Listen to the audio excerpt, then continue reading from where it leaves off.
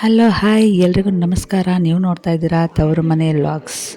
ಈ video friends part 2 ಅಂದರೆ ಲಿಂಗ ಪ್ರತಿಷ್ಠಾಪನೆ ಪೂಜೆದು ಪಾರ್ಟ್ 2 ವಿಡಿಯೋ. ಇದು ಪಾರ್ಟ್ 1 ಎಲ್ಲರೂ ನೋಡಿದ್ದೀರಾ.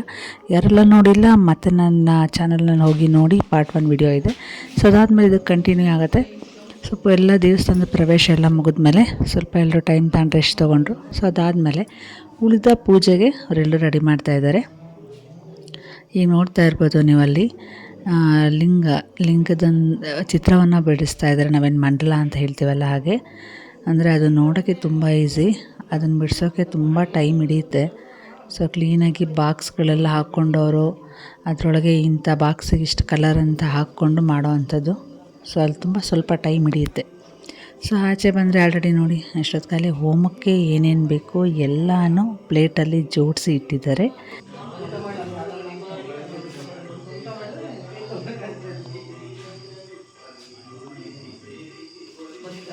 ದೇವಸ್ಥಾನದ ಬಲಭಾಗದಲ್ಲಿ ನವಗ್ರಹ ಪೂಜೆಗೆ ನವಗ್ರಹದ್ದೆಲ್ಲ ರೆಡಿ ಮಾಡಿದ್ದಾರೆ. ಹಾಗೆ ಮೇಲ್ಗಡೆ ಕಳಸಗಳು ನೋಡಿ, ದೇವ್ರದ್ದು ಕಳಸಗಳು ಎಲ್ಲನೂ ಇಟ್ಟು ಅವಕ್ಕೆಲ್ಲ ಅಲಂಕಾರ ಮಾಡಿ ರೆಡಿ ಮಾಡಿದರು. ಸೊ ಫಸ್ಟು ಹೋಮ ಶುರು ಹೋಗೋಕ್ಕೆ ಮುಂಚೆ ನವಗ್ರಹ ಪೂಜೆ ಕಳಸದೆಲ್ಲ ಪೂಜೆ ಮುಗಿಸ್ಕೊಂಡು ಶುರು ಮಾಡ್ತಾರಂತೆ. ಸೊ ಹೋಮಕುಂಡಕ್ಕೆ ಸುಣ್ಣ ಎಲ್ಲ ಹಚ್ಚಿ ರೆಡಿ ಮಾಡಿದ್ದಾರೆ. ಸೊ ಇದಕ್ಕೆ ನಾವೀಗ ಬಣ್ಣದ ರಂಗೋಲಿಯಲ್ಲಿ ಅಲ್ಲೆಲ್ಲ ಚಿತ್ರಾನ್ನ ಬಿಡಿಸ್ಬೇಕು ಅದ್ರ ಮೇಲೆ.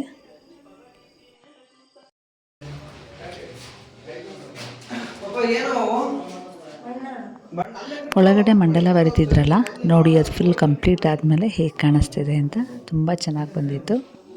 ಸೊ ಅದಾದಮೇಲೆ ನೋಡಿ ಎಲ್ಲರೂ ಬರೆದಿದ್ರು. ಅದಾದಮೇಲೆ ನಮ್ಮ ಹುಡುಗ ಕೂಡ ಸ್ವಲ್ಪ ಕಲರ್ ತೊಗೊಂಡು ಎಲ್ಲ ಲೈನ್ ಎಳಿತಾ ಇದೆ. ಎಲ್ಲ ಆದಮೇಲೆ ನೋಡಿ ಕುಂಡ ಹೋಮದ್ಕೊಂಡು ತುಂಬ ಚೆನ್ನಾಗಿ ಕಾಣಿಸ್ತಾ ಇತ್ತು.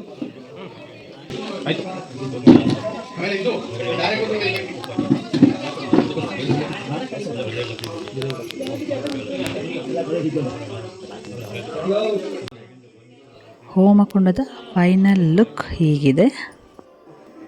ಸೊ ಹೋಮಕ್ಕೆ ನೋಡಿ ಇವಾಗ ಗಣೇಶನ ರೆಡಿ ಮಾಡ್ತಾಯಿದ್ದಾರೆ. ಗಣಪತಿ ಹೋಮ ಸ್ಟಾರ್ಟ್ ಆಗುತ್ತೆ. ಎಲ್ಲರೂ ಬಂದಿದ್ದಾರೆ, ಕಾಯ್ತಾ ಇದ್ದಾರೆ ಪೂಜೆಗೋಸ್ಕರ. ಹತ್ತಿರದಿಂದ ತೋರಿಸ್ತೀನಿ ನೋಡಿ ಗಣೇಶನ ಎಷ್ಟು ಕ್ಲೀನಾಗಿ ಮಾಡ್ತಾಯಿದ್ದಾರೆ, ಅವ್ರು ಎಷ್ಟು ತಾಳ್ಮೆಯಿಂದ ಮಾಡ್ತಾಯಿದ್ದಾರೆ ಅಂತ.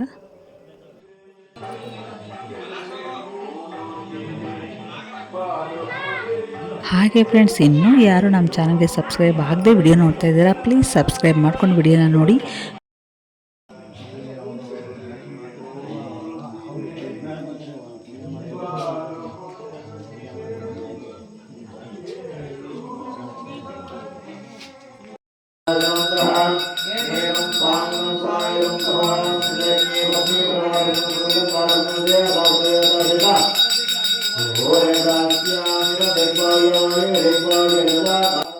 ನವಗ್ರಹ ಪೂಜೆನ ಶುರು ಮಾಡಿದರು. ಸೊ ಅಷ್ಟರಲ್ಲಿ ಎಲ್ರಿಗೂ ಕಾಫಿ ಟೀ ಅಂದರು. ಕಾಫಿ ಟೀ ರೆಡಿ ಮಾಡಿಟ್ವಿ, ಇನ್ನೂ ಯಾರೂ ಕುಡ್ದಿರಲಿಲ್ಲ. ಸ್ವಲ್ಪ ಪೂಜೆ ಕಂಪ್ಲೀಟ್ ಆದಮೇಲೆ ಕುಡಿತೀರಿ ಅಂತ. ಎಲ್ಲರೂ ಇನ್ನು ಜೋಡಿಗಳು ಹೋಮ ಕೂತ್ಕೊಳ್ಳೋರು ಅವರು ಕೂಡ ಎಲ್ಲ ಬಂದು ರೆಡಿಯಾಗಿ ಕೂತಿದ್ರು. ಸೊ ಇದೆಲ್ಲ ಮುಗಿದ್ಮೇಲೆ ಹೋಮನ ಸ್ಟಾರ್ಟ್ ಆಗುತ್ತೆ.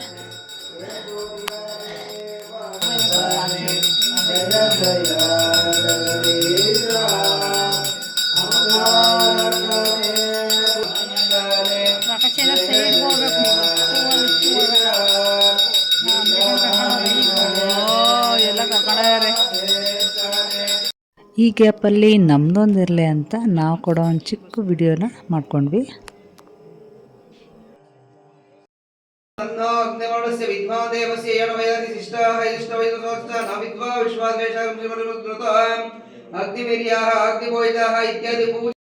ಒಳಗಡೆ ಮಂಡಲ ಬರೆದಿದ್ರಲ್ಲ ಅದಕ್ಕೂ ಕೂಡ 4 ದಿಕ್ಕಲ್ಲೂ ಕಳಸಗಳನ್ನ ಇಟ್ಟು ತುಂಬ ಶಾಸ್ತ್ರಬದ್ಧವಾಗಿ ಅದನ್ನು ಕೂಡ ಅವರು ಪೂಜೆ ಮಾಡ್ತಾಯಿದ್ರು. ಸೊ ಲೈಟ್ ಹಾಕ್ಕೊಂಡ್ರಲ್ಲ, ಆ್ಯಕ್ಚುಲಿ ದೀಪ ಹಚ್ಕೊಂಡು ದೀಪದ ಬೆಳಕಲ್ಲಿ ಪೂಜೆ ಮಾಡ್ತಾಯಿದ್ದಾರೆ.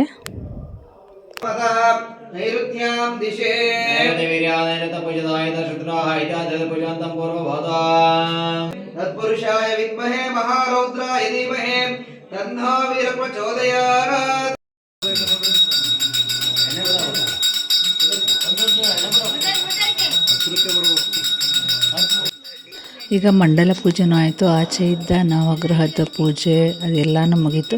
ಸೊ ಅದಾದಮೇಲೆ ಒಂದು ಸಲ ಮಂಗಳಾರತಿ ಮಾಡಿಬಿಟ್ಟು ಹೋಮಕುಂಡಕ್ಕೂ ಸಹ ಒಂದು ಪೂಜೆನ ಮಾಡಿ ಹೋಮನ ಶುರು ಮಾಡ್ತಾರೆ.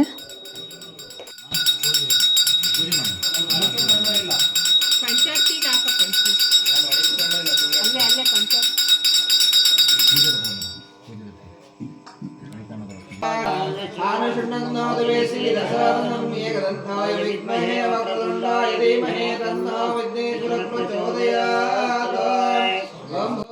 ಸೊ ಈಗ ಮೊದಲು ಗಣಪತಿ ಹೋಮ, ಗಣೇಶನಿಗೆ ಪೂಜೆಯನ್ನು ಸಲ್ಲಿಸಿ ಹೋಮನ ಶುರು ಮಾಡ್ತಾ ಇದ್ದಾರೆ.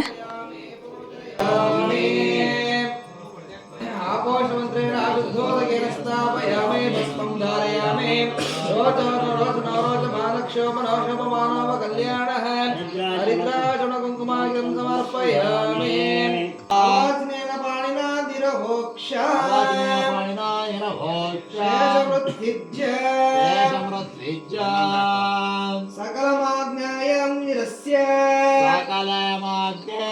निरस्य स्वरामित्यग्निं प्रतिष्ठाप्य ॐ भूर्भुवस्सुवरामित्यग्निं प्रतिष्ठाप्य प्रयक्षणोऽयं प्राकृतं दृश्य ओमेति महादेवमत्यागं विवेश अग्निं ध्यायामि आद्यं भवम्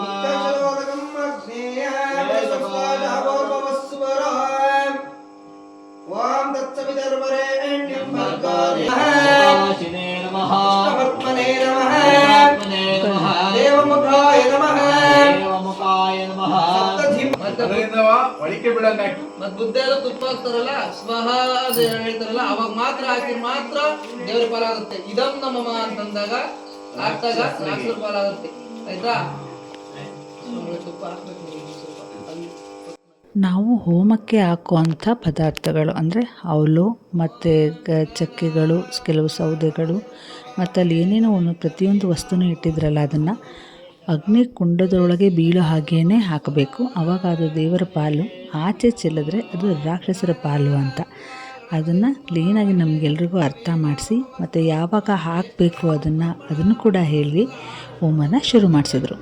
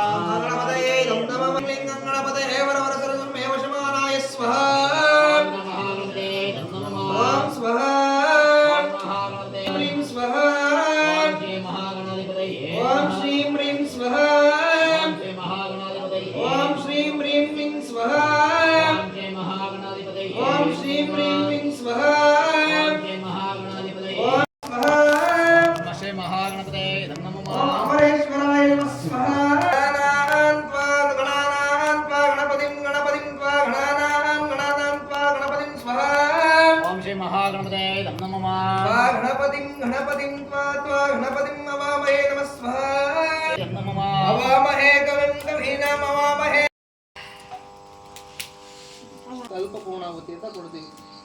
ಜಗೇಂದ್ರ ಹತ್ರ ಐತಲ್ಲ ಆ ತಟ್ಟೆ ನಿಮ್ಮ ಹತ್ರ ಬರುತ್ತೆ. ಆ ತಟ್ಟೆ ನಮಸ್ಕಾರ ಮಾಡ್ಕೊಂಡು ನಿಮ್ಮ ಹತ್ರ ಎಷ್ಟು ದಕ್ಷಿಣೆ. ಈಗ ಹೋಮ ಮುಗ್ದಿದೆ. ಇದಕ್ಕೆ ಮಾಡ್ತಾ ಇರೋದು ಅಲ್ಪ ಪೂರ್ಣಾಹುತಿ ಅಂತ.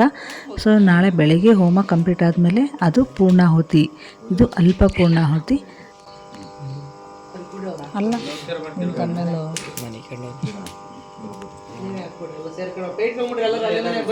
ಬನ್ನಿ ಪ್ರತಿಷ್ಠತೆ